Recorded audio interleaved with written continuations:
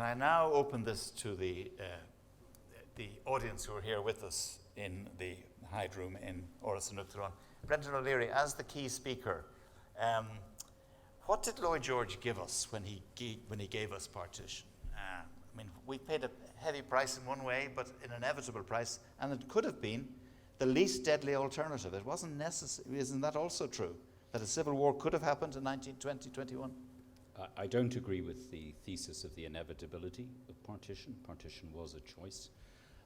But I do think that the complacency of a judgment in 1966 comes immediately to mind.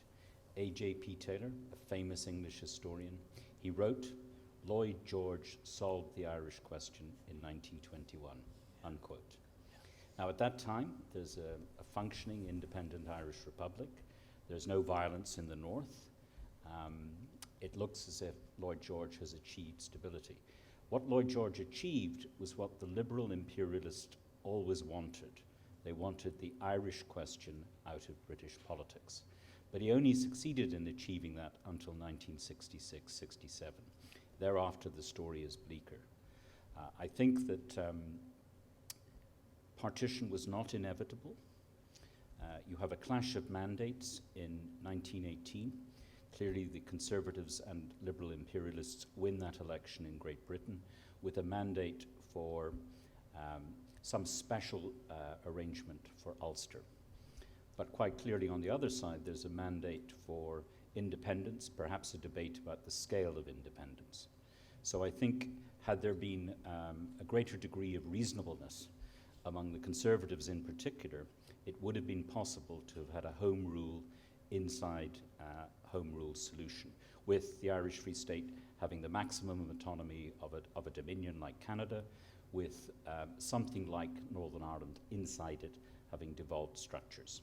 That was actually negotiated in the treaty, but of course with the proviso that Northern Unionists could opt out of it. So but I don't. Lloyd George wanted a quick fix, didn't he? And he was a fixer. He was a superb fixer who always gave each side the impression that he agreed with them and was acting on their behalf. I don't know what it would have been like to have encountered such a person. He probably would have struck you as far more honest than the current British Prime Minister, but a similar ability to tell each audience what he thought they wanted to hear. And he got the border too far south. I mean, there was a boundary commission anyway, but the border was, if you look at the necklace of constituencies, still where the Nationalists win the seats in South Down, right along the border, contiguous to the border, are there largely and have been over the century Nationalist seats. Well, the border, there's an unresolved question in the historiography. Lloyd George offers a boundary commission. Clearly, the Irish nationalist negotiators should have insisted on plebiscites, on popular preferences being decisive. That was happening elsewhere in Europe as a result of the Versailles Conference. So it was a perfectly feasible model.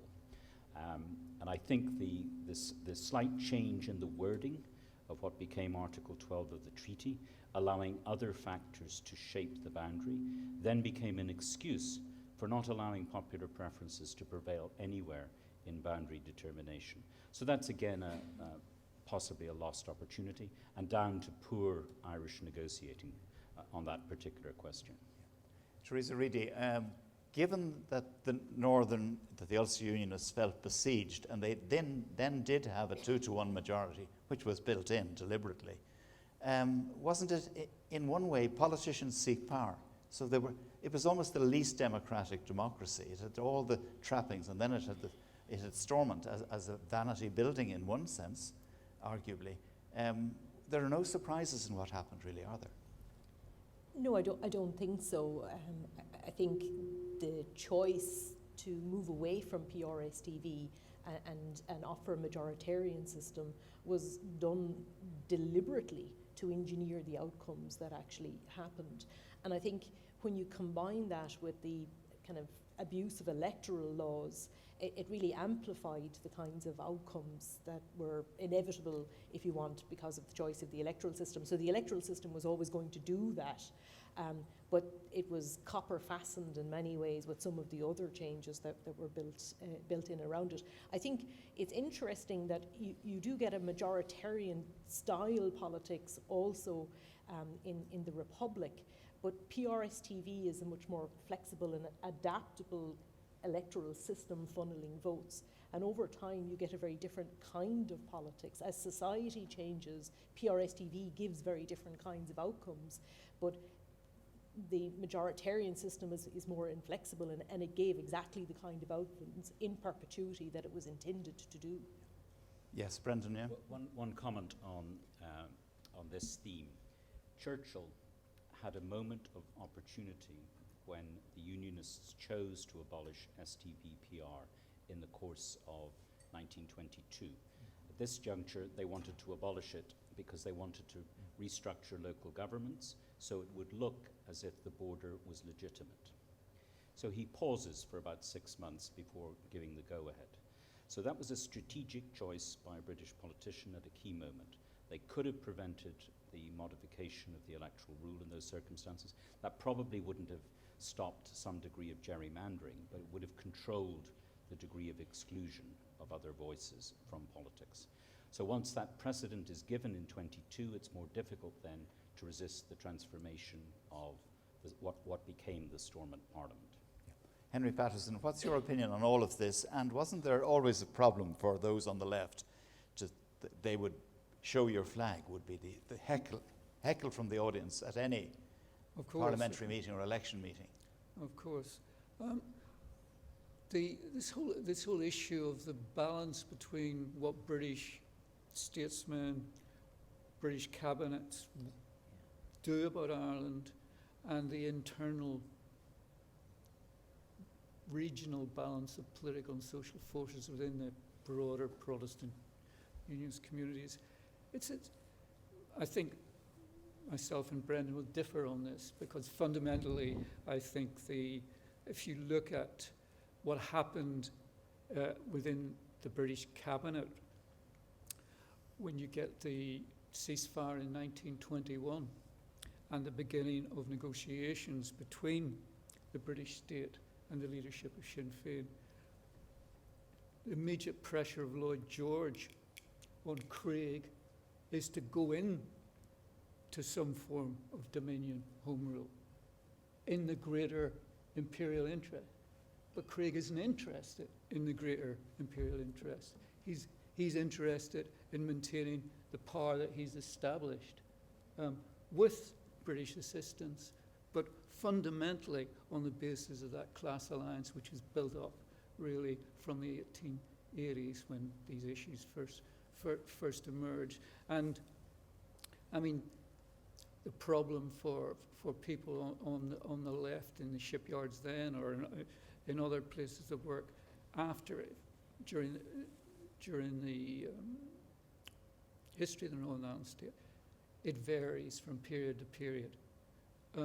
There's a big upsurge of support during the war, again in the end of the 1950s. So it depends on the broader conjuncture. I agree with Brendan when these other issues to do with whether or not we're talking about in 68, and I remember 68 well being involved in these things, whether we're talking about reform of the Northern Ireland state, which we ultra-left people in student organisations dismissed as not enough. We thought it would open up a broader transformation of both states. How naive we were, how naive. I should have known better, because these are my people. The people on the picket lines against our marches were people like my aunt and uncle, cousins, people like that. But basically, partly, I think, because if you went to a state grammar school like I did, the only Irish history I knew before I went to Queen's in '66 was 6 weeks on Grattan's Parliament and the Irish Volunteers. So in a way, I was easy meat for somebody like Michael Farrell, and Michael Farrell's view of the world, which I shared for at least 6 months. You were in the People's Democracy then, were you? I was in People's Democracy, I was, the ultra. The original PDs, by the way. The ultra left. People's Ultra Democracy, left. there was a time when. Lindsay, what's your opinion of the road and the voices of women in all of this? Because that you brought out in your own paper, admittedly about the South and pensions and all that. Their voices were really ignored for so long, weren't they? Yeah, I mean, I think that's kind of complex because class is so important as to which female voices you were going to hear anyway. I think that the biggest loss, in a sense, were all those lived experiences and what kind of a state might have been shaped had they had, any space for those experiences to have been heard. And also I think what I'm interested, I suppose, is the way on a day-to-day basis a lack of representation for women and broader experiences impacted on people's, whether or not you're going to get a pension, whether or not you're going to have to complete a pregnancy that for you is difficult to do, or whether or not you're going to end up in an institution or have an illegal adoption. So there's sort of, for me, they're all connected, and we tend to write a history that puts that as chapter 9. But I think it's fundamental actually to the way in which control and power was meted out in the state, and the kind of the political dispensation is really important to that. President, you again mentioned, as you have at earlier Machnamhs, the importance of literature and the voice in fiction to hear some of the voices we haven't heard from the historians. Would you like to expand on that? I think when I referred to it previously, it was in the context of immigration, I remember, is that if you want to get the feel and experience of immigration in its many different forms, you find it in Irish literature. I taught the very first courses in the sociology of migration. Migration wasn't actually part of the curriculum until quite late into the 1970s. In relation to this, I think the topic we're discussing in this Machnamh 5, I think that I have a problem, and that is that I sense and post hoc heroism in some of the accounts that are best known. I'm thinking of people that I have to be careful, but not really. But the point about it is, when I look at Ernie O'Malley's work and I look at Padre O'Donnell's The Gates Flew Open and all of these, I have a feeling that what it has for me is a heroism that was invented after. What I'm very interested in, and why I went for the diary in many ways, is that it's about food, it's about people being pushed.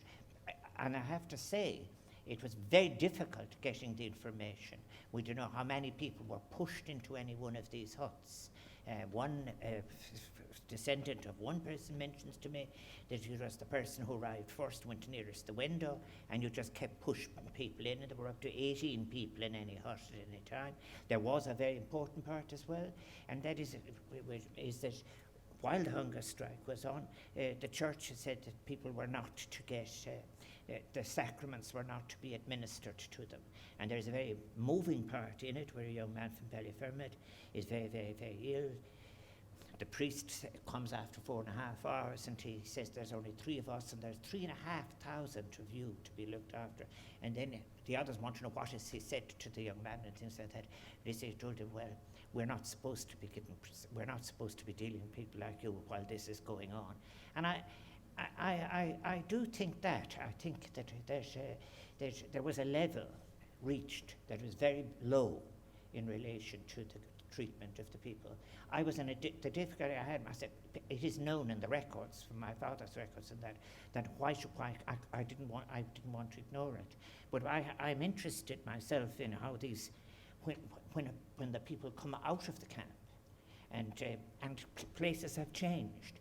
The estates are undivided. My father's name would be handed in to the police, and nobody would speak to him after second mass.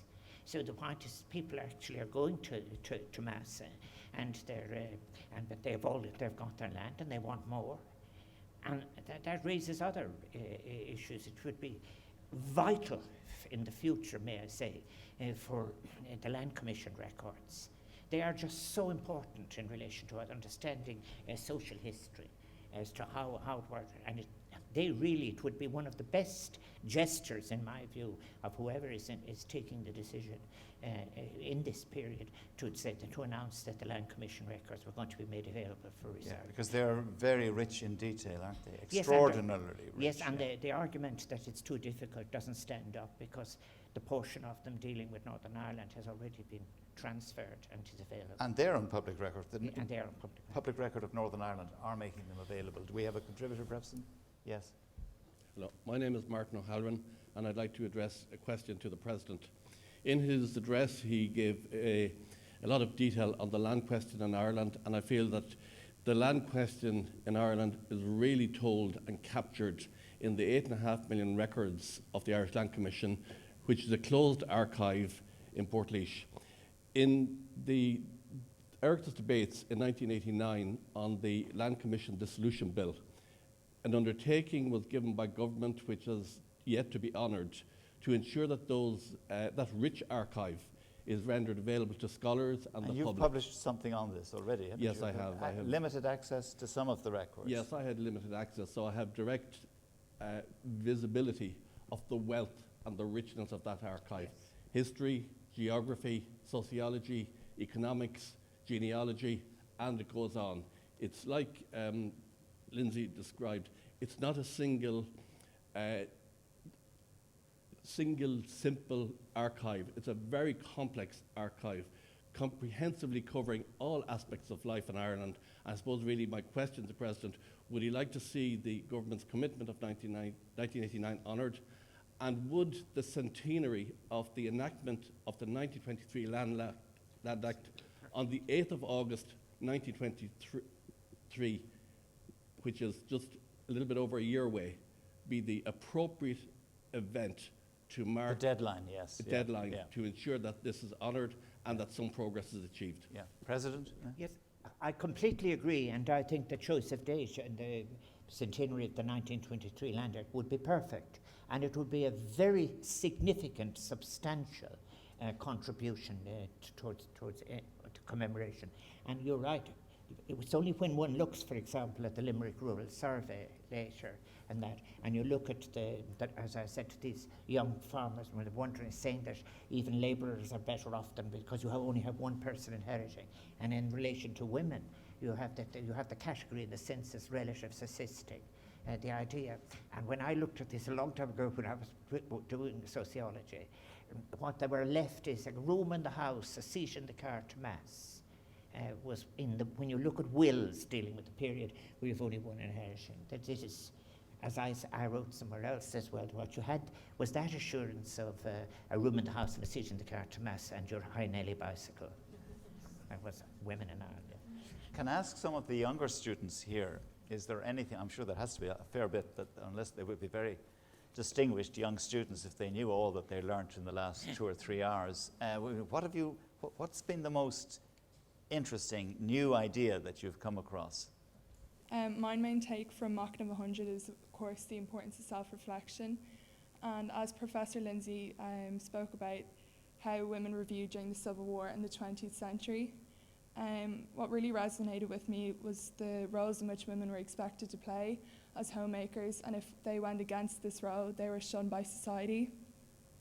Also, the roles that women played in Ireland's fight for independence really had a huge impact on me, and I find the fact that they were expected to return home as homemakers, even though they had such an impact on Ireland's fight for independence, I find hard to believe, and how their experiences were not heard.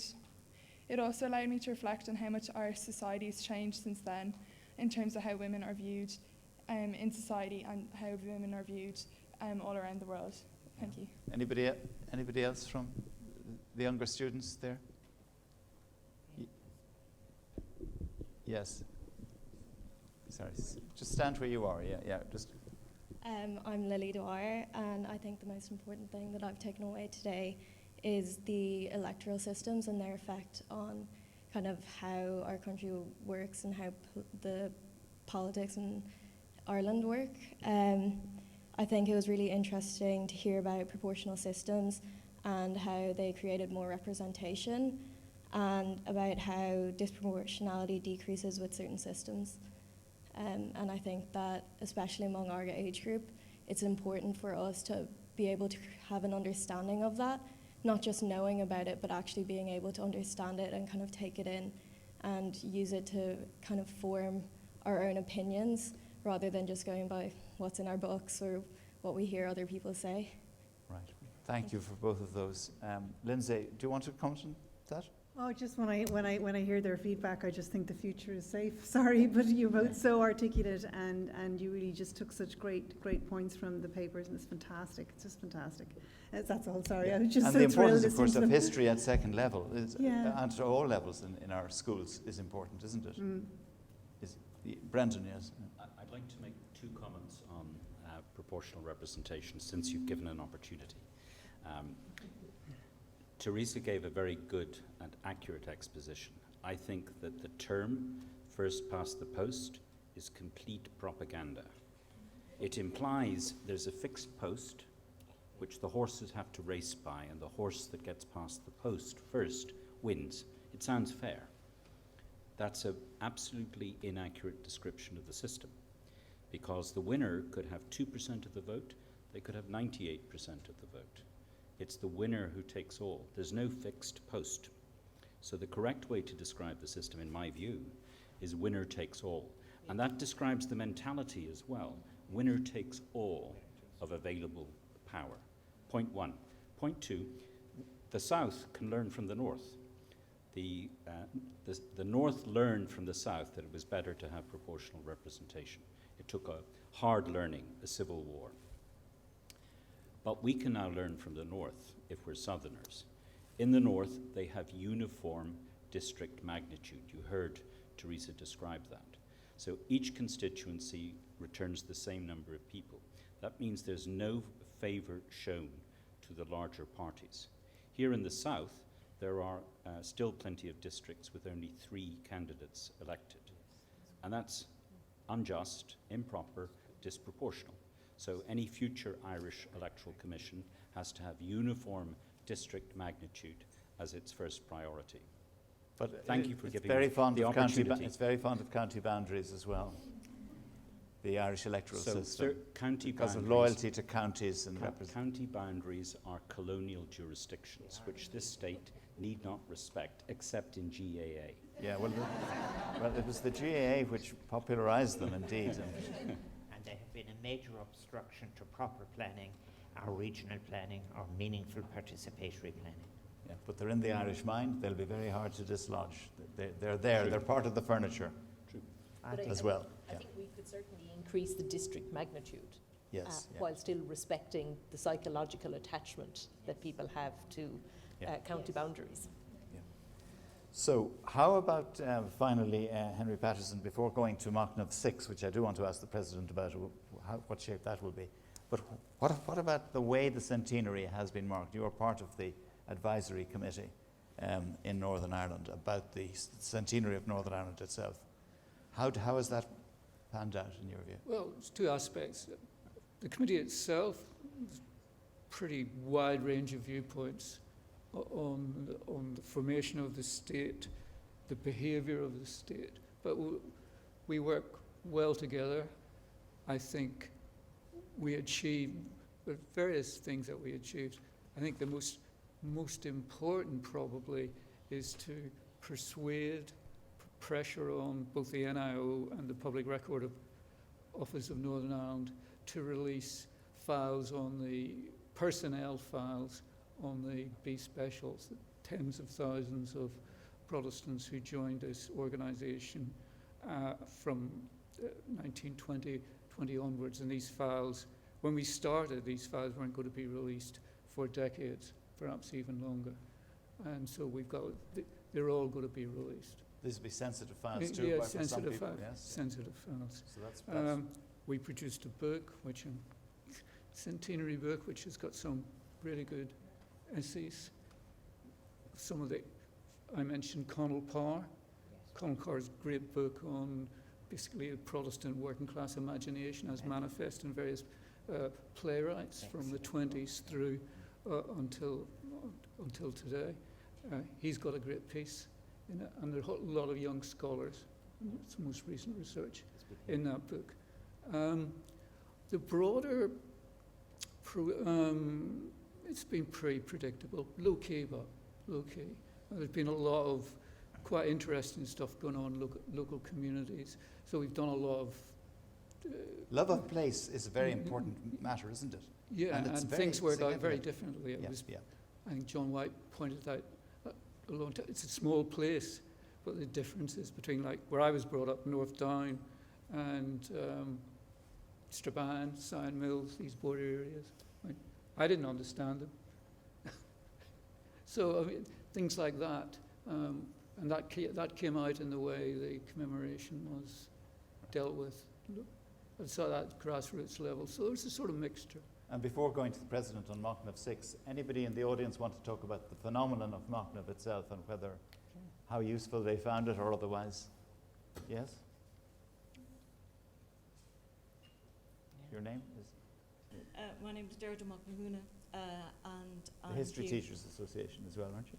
History Yes, Teachers. in fact, I'm here with my colleagues from the History Teachers Association of Ireland, and I would first of all just like to acknowledge the series of reflections and of Machnamh that have been going on during this decade of centenaries. And I'd like also, if I may, just to remind ourselves that while it's a joy to look at the senior girls here from Muckross who have chosen to study history at senior level, there was an incredible irony at the launch of the Decade of Centenaries back in 2011, 2012, because that same time the framework document on education was also launched, which was proposing that history become an optional subject at secondary level. Now, we in the History Teachers Association have been involved for many years in trying to retain history as a core subject within the curriculum. And it was a battle. And as I say, we were just so aware of the irony that on the one hand, here is the decade where we are commemorating the great and complex history of the foundation of the state. And at the same time, the Minister for Education at that time wanted to marginalise history. We then fast forward, and we've travelled this journey with you, Professor, through the decade, and we also want to acknowledge your championing the cause of history and the importance of history in education. And it was a great day back in October, the 1st of October 2019, where the Minister for Education announced formally that history was now to be given a special position of privilege within the core curriculum. So, you know, it's been an interesting journey. We've had a lot of people on our side, including your good self, Mr. President. But I think it should be acknowledged that it's a great, great time to be a history teacher and also to be a student, because every student in this country up to junior cert level now will be given the opportunity to learn their history, which was fragile for a time being. So it's been a very, very interesting journey, Don. I'd like that acknowledged as part of the Machnamh series as well. Yeah. Thank you, George, very much. I do Yes, think- President, yeah. I totally agree that it was very important that what would have been a very bad decision was reversed, and hopefully we don't see it again. It's a very good time to be studying history, but it's a good time to be reading history. The quality of what is available now is so wide-ranging. I do want to say the question about how the commemoration is being done. There's a huge difference between what Machnamh is attempting to do and what I call eventing. It is simply very important to deal with histories substantively as best we can by introducing new material and new evidence. But it has to have the ring of authenticity. But what's entirely false, it seems to me, is to take contemporary expressions of the state and start offering these as if you could have a standard version in which you have the same event for just about everything that ever happened.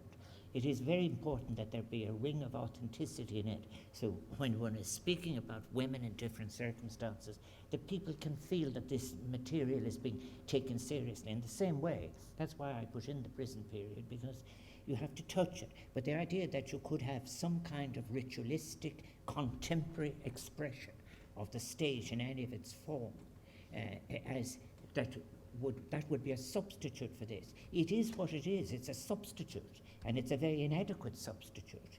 It has to be, there's nothing more encouraging than to be inviting the citizens. It's the citizens reflecting on what went before. It isn't only the case of the state making representation. And when the state does it, it's a very difficult thing to have my sympathy, because the history of which I will be dealing with again isn't good in relation to that. Sometimes they have decided to solve their problem by silence. Sometimes they have decided by totally inappropriate manifestations. And other times by simply saying you just have the one formula and you just roll it out for just any aspect of our history. That just isn't, it won't do anymore. And I think that not just young people deserve better, we all do. And Machnamh 6, the final Machnamh will be? Machnamh 6 will be recorded. On the 7th, it will be, I must be very accurate myself now about this. It will be recorded on Thursday, the 10th of November. It will be broadcast and available on the RT player on Thursday, the 17th of November. It will be titled Acts of Commemoration, Pride, Pain and Perspective. And what it's going to be looking at is how reflection has been made across the different seminars we've had in relation to how the personal and the public has been handled, what impulses and imperatives have been at play in each case of different versions we've heard, and who decides what to commemorate, and how, and in what form, and how can we do it best, and how can we do it in a way that is pluralist and inclusive. That's Machnamh 6 is a look back, and also dealing with as well, perhaps you might say as well, is that how we can deal properly with the past that leaves us open to the present and enabled in relation to different models for the future. Yeah. And that too will eventually then be published in book form as well, and in ebook form, as the first 3 Machnamhs have. President.ie, if you want to source that ebook, it is free. Yeah. It remains for me to thank our audience here, and to also thank Teresa Reedy and all our panel, Lindsay Erna Byrne and Henry Patterson, and of course to Brendan O'Leary, who's our key speaker for his very distinguished paper and his continuing efforts, and also to President Higgins for the initiative of Machnamh and for hosting us here in the Hyde Room in Electoral. And thank you also for watching, wherever you are, anywhere in the world, to this event. Thank you indeed.